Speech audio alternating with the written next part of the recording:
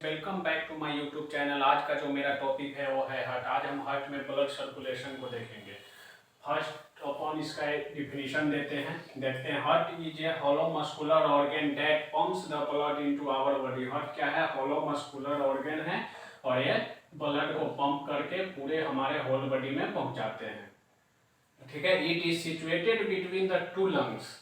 It is situated between the two lungs into the media stannum. ये कहाँ पे situated रहता है? दो लंग्स के बीच में। और कहाँ पे? मीडिया स्टेनम में। It's as a 4 chamber. इसके 4 चेंबर होते हैं। फर्स्ट होता है हमारा कौन सा? राइट एट्रियम, फिर हो गया लेफ्ट एट्रियम, उसके बाद राइट वेंट्रिकल और लेफ्ट वेंट्रिकल। ठीक है, तो चलिए स्टार्ट करते हैं।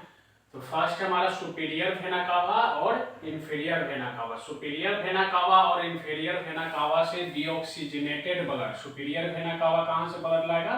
बॉडी के अपर लिम्ब से। और इंफीरियर वेना कावा बॉडी के लोअर लिम्ब से डीऑक्सीजनेटेड ब्लड लाता है। डीऑक्सीजनेटेड ब्लड को कहाँ पे इन करता है? ये करता है हमारा राइट एट्रियम में। ठीक है, और राइट एट्रियम से जो हमारा ब्लड है वो कहाँ पे आएगा? फिर राइट वेंट्रिकल में। राइट वेंट्रिकल में किस तरह आएगा? ये जो हमारा वाल्व है इसको बोला जाता है ट्राइकस्पिड वाल्व, क्योंकि इस पे यहाँ से ट्राइकस्पिड वाल्व जैसे ही ओपन होगा, ठीक है, ट्राइकस्पिड वाल्व ओपन होगा तो राइट एट्रियम से सारा डीऑक्सीजनेटेड ब्लड कहाँ पे आ जाएंगे? राइट वेंट्रिकल में। ठीक है, और राइट वेंट्रिकल से फिर हमारा ब्लड कहाँ पे जाएगा? पल्मोनरी आर्टरी के थ्रू जाएगा। हमारा पल्मोनरी आर्टरी से ब्लड चला जाएगा। पल्मोनरी आर्टरी आगे चल के 2 पार्ट में डिवाइड होता है। फर्स्ट होता है राइट पल्मोनरी आर्टरी और दूसरा होता है लेफ्ट पल्मोनरी आर्टरी। तो यहाँ से जो राइट वेंट्रिकल से जो हमारा डीऑक्सीजनेटेड ब्लड पल्मोनरी आर्टरी के थ्रू चले जाएंगे लेफ्ट लंग्स और राइट लंग्स में। ठीक है, डीऑक्सीजनेटेड ब्लड जाएगा राइट लंग्स और लेफ्ट लंग्स में। किसके थ्रू जाएंगे?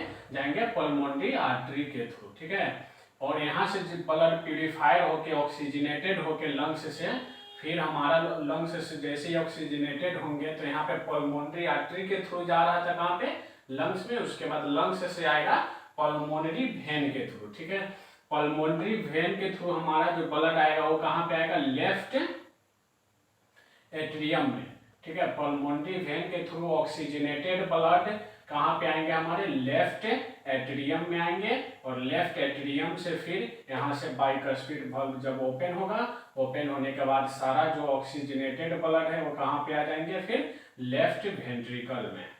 ठीक है, जितना भी ऑक्सीजनेटेड ब्लड है वो कहाँ पे आ जाएंगे? लेफ्ट वेंट्रिकल में। और लेफ्ट वेंट्रिकल से फिर जो ब्लड है वो कहाँ पे चला जाएगा? एयोर्टिक वाल्व के थ्रू एयोर्टा से, और एयोर्टा से हमारे पूरे होल बॉडी में सप्लाई होता है।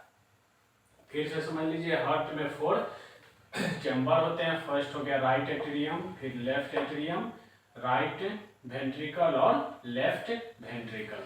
सुपीरियर वेना कावा और इंफीरियर वेना कावा से ब्लड कहाँ पे आएगा?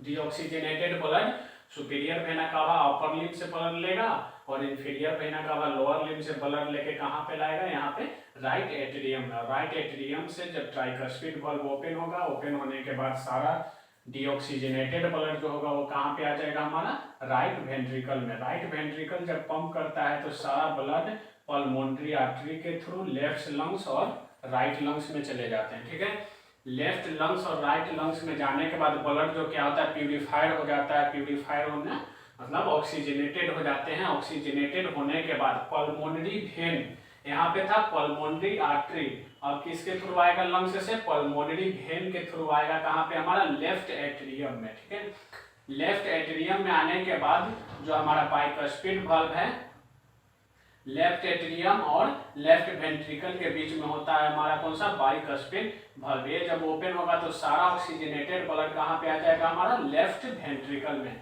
और लेफ्ट वेंट्रिकल जब पंप करता है तो सारा ऑक्सीजनेटेड ब्लड आएगा आयोटा में, और आयोटा के थ्रू हमारे होल बॉडी में।